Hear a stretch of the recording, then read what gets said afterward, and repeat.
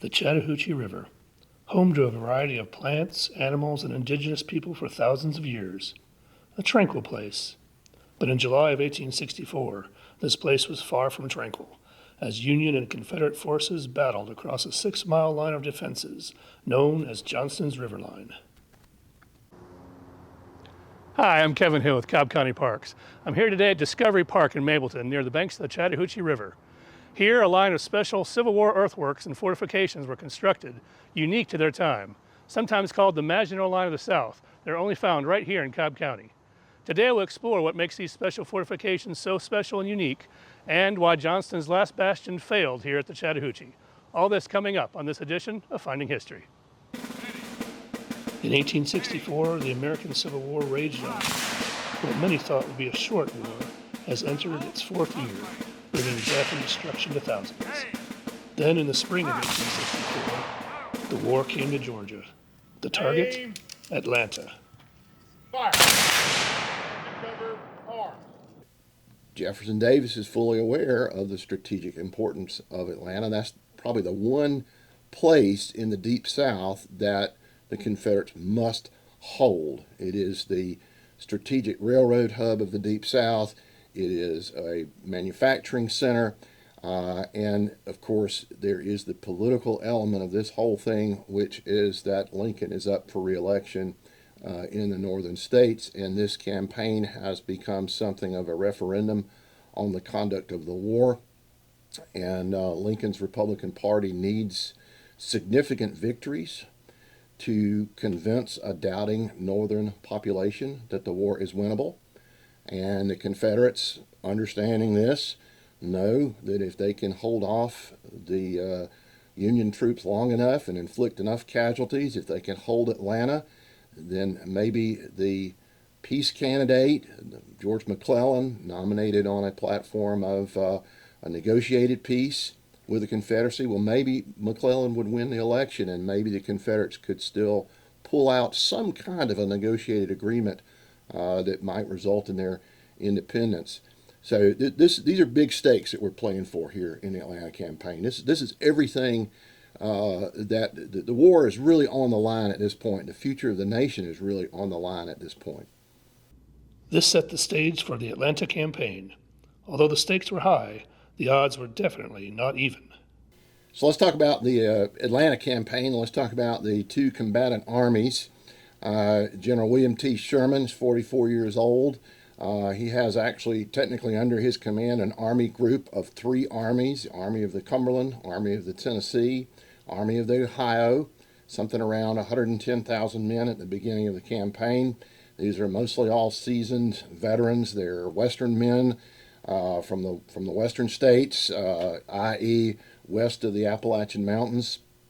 Facing him, General Joseph E. Johnston. He is 57 years old. He's a Virginian.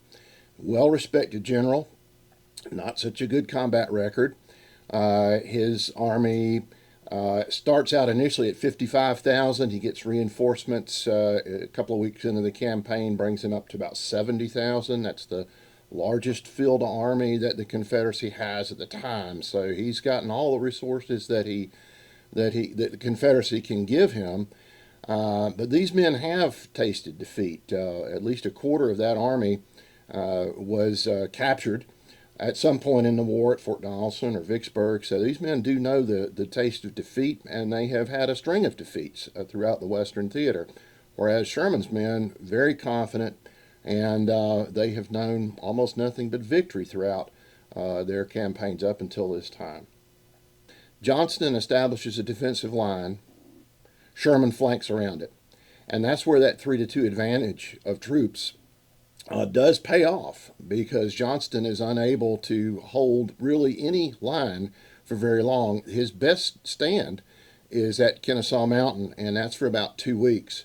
But by the time you get to Kennesaw Mountain, you're only about 15 miles from Atlanta.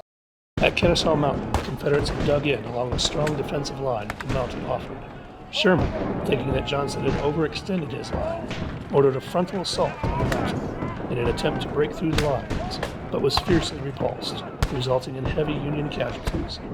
This forced Sherman to again outflank Johnston, forcing the Confederates to fall back and form a new defensive line, while the Union Army followed closely behind.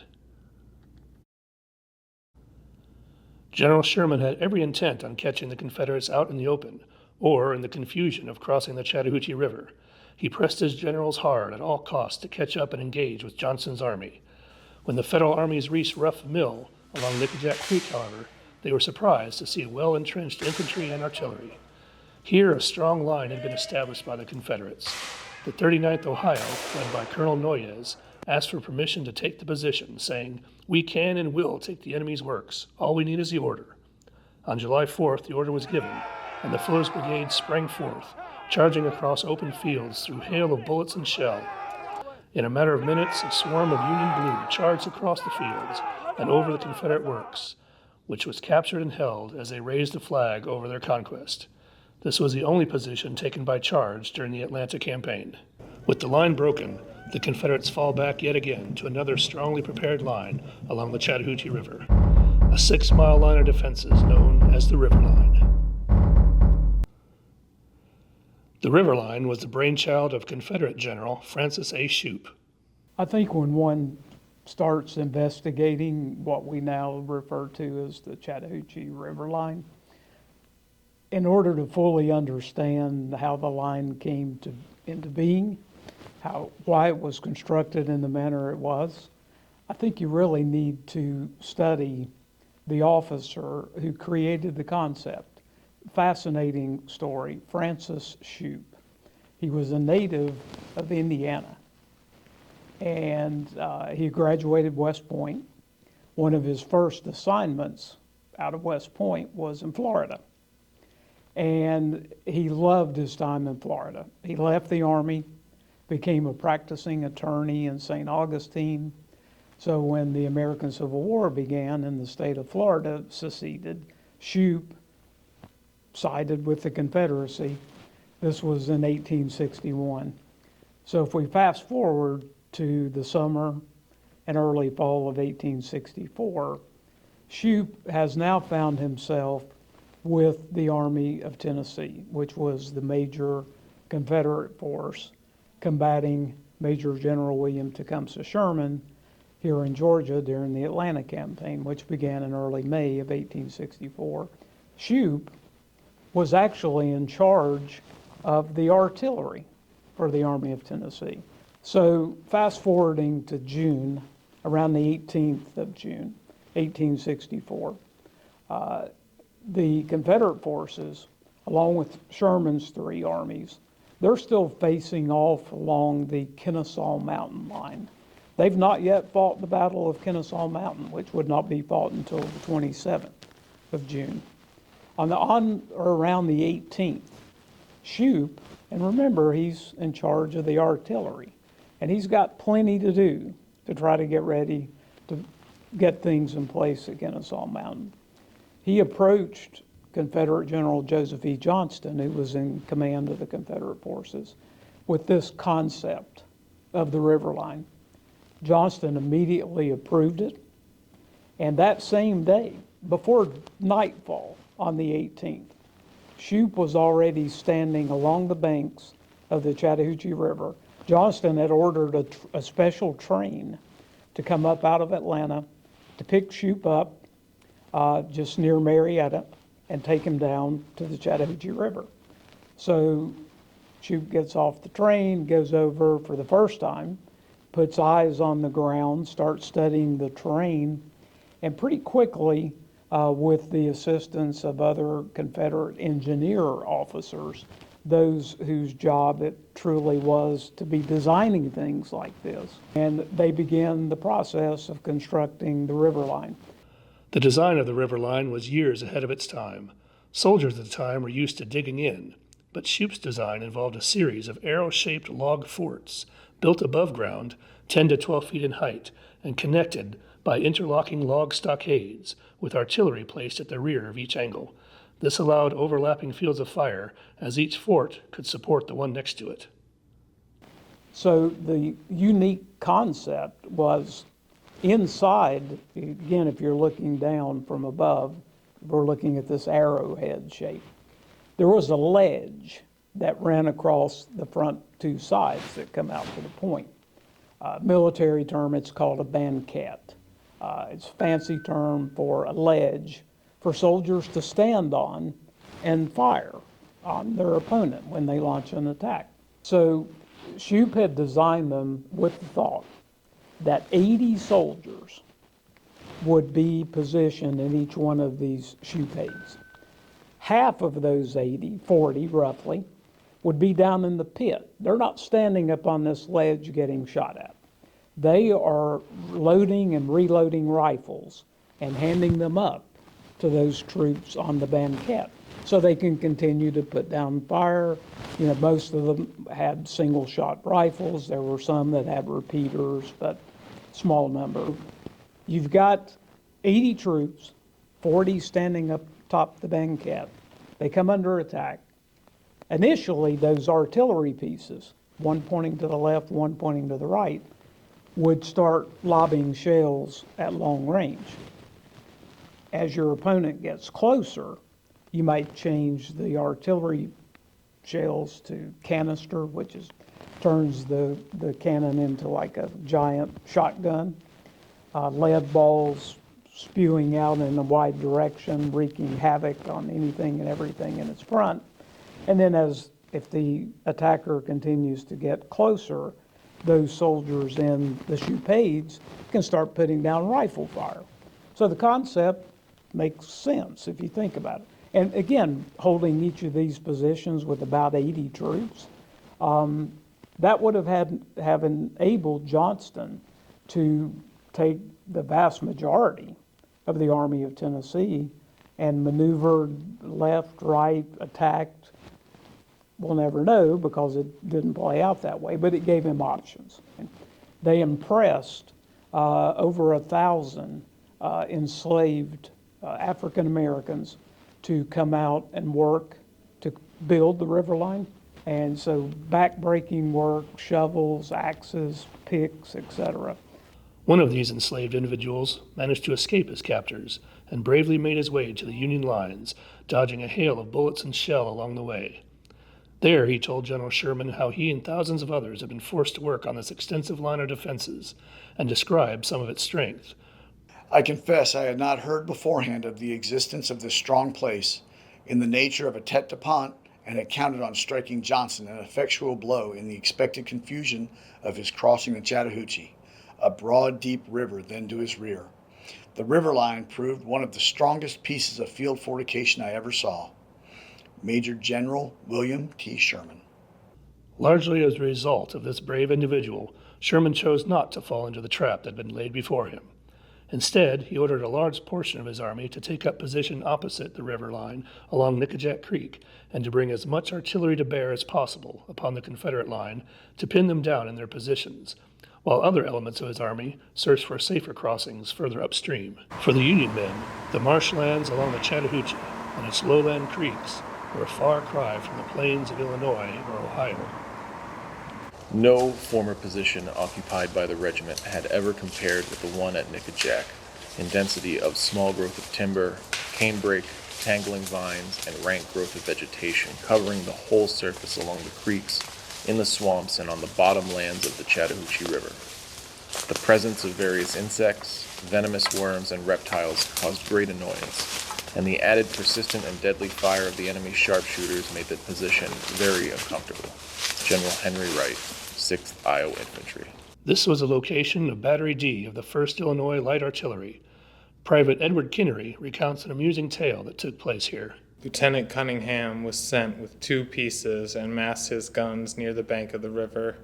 In the morning, the rebels came down to the river to take a bath, of which no doubt they stood in need. They were all unconscious of the presence of the guns, and fearlessly they disrobed and plunged into the water in great numbers. Lieutenant Cunningham very discourteously unmasked his guns and gave them a few rounds of canister, to their no small astonishment and disgust, and such a skedaddling out of a bath was never seen before. In their haste, many of them did not stop to gather up their clothes, but disappeared over the bank with no other uniform than the one Adam wore in paradise. and as the lieutenant did not allow the Rebs to come back for their clothes, there must have been a heavy requisition that morning on rebel quartermasters for clothing. Private Edward Kinnery, 1st Illinois Light Artillery. Soon after, the Union artillery barrage began in earnest. Men on both sides recall the constant bombardment that took place along this line. The Yankee batteries open on us, firing with the greatest rapidity, shrapnel and spherical cases all bursting with admirable regularity, over, under, and around us, threatening to destroy or sweep us away. I think that for the short space of time we were exposed, that this was the severest artillery fire that I have ever been exposed to. The air seemed alive with shells bursting, it seemed to me, with only a few feet of my head. Brigadier General Arthur Manigault. The guns from the 1st Illinois continued to rain down accurate fire upon the Confederate 7-gun fort, located just across from their position on Nickajack Creek. We have been under a very severe artillery fire ever since we occupied our present position.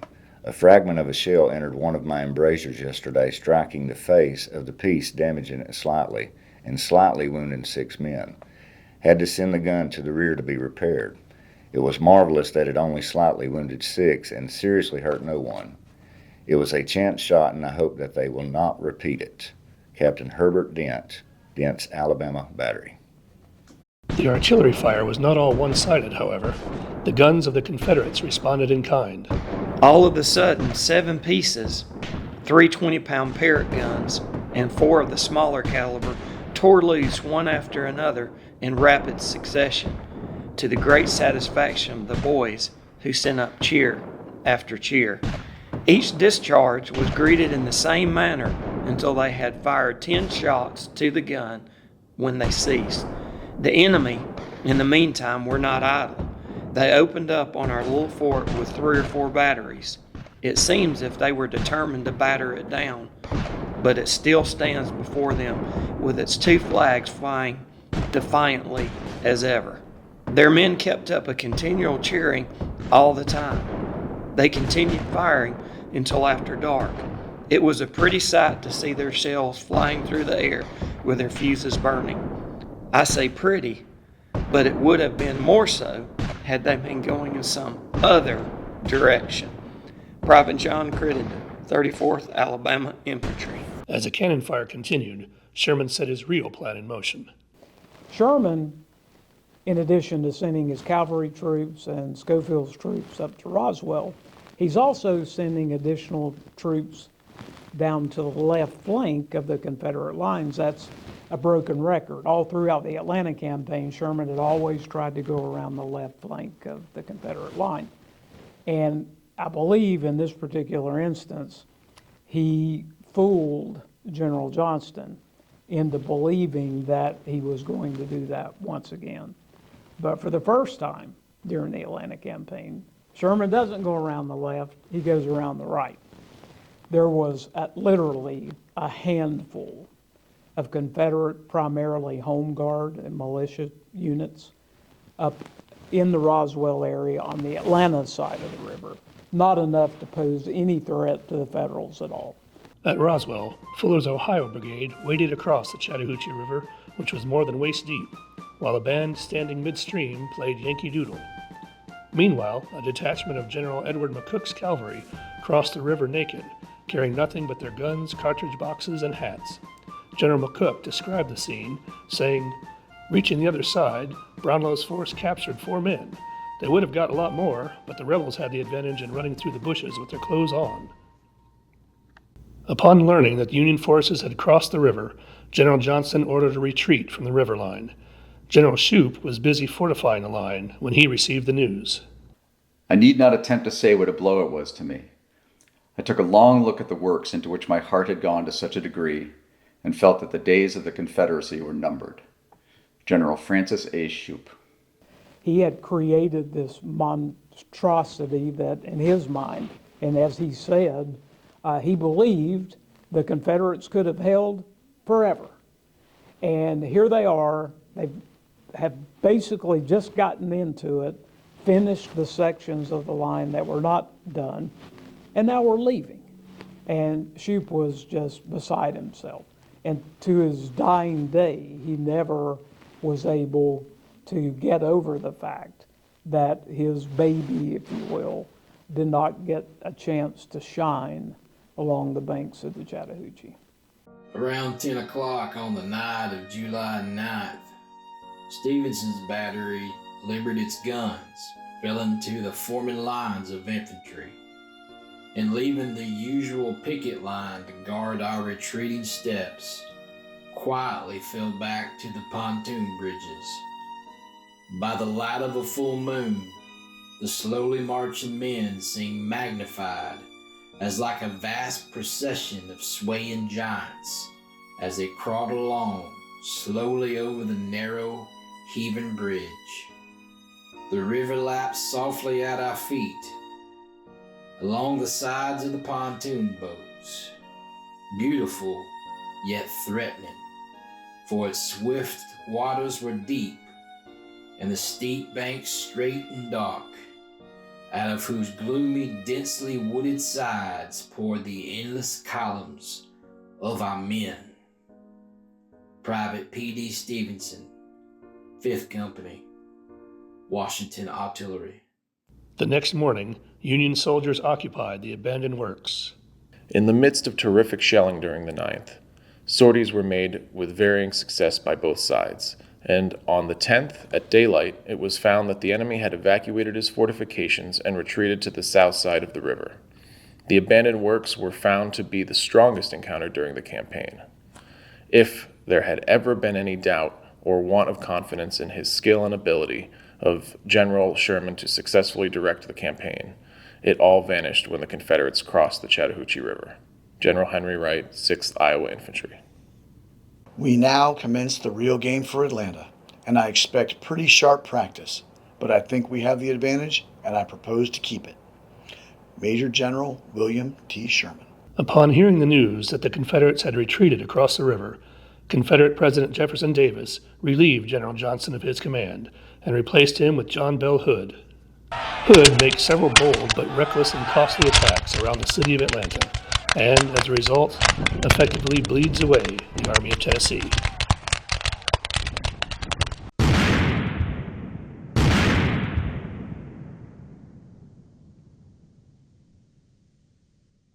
Sherman occupied the city of Atlanta in September and sent a telegram to Washington reading, "Atlanta is ours and fairly won." This was the victory the North had so long been waiting for, and in the November elections, President Abraham Lincoln was overwhelmingly re-elected, largely due to the support of the troops under his command, thus killing any hopes that the South had for a negotiated peace. So the great question that historians debate here is, would Johnston have really held Atlanta, or would he have just kept on retreating? I'm not sure that Johnston was committed to holding Atlanta. I'm not sure that he was. Someone once equated it to a story of Johnston in his youth when he was growing up in southwestern Virginia. And I think this probably captures, in essence, Johnston. And, you know, he's a young boy, 12, 13 years old. And he and several of his friends went out grouse hunting. And they hunted all day. And they came back that evening and they all got together and all the other boys had birds. And Johnston comes back empty-handed. And his buddies said, "Well, Joe, what'd you do, sleep all day? I mean, we had more birds than we could carry." And Johnston said, "I was waiting on that perfect shot." And the perfect shot never came. The perfect shot seldom ever comes. If either general had been able to hold on to Atlanta through the election, through November of 1864, could have been a whole different ballgame.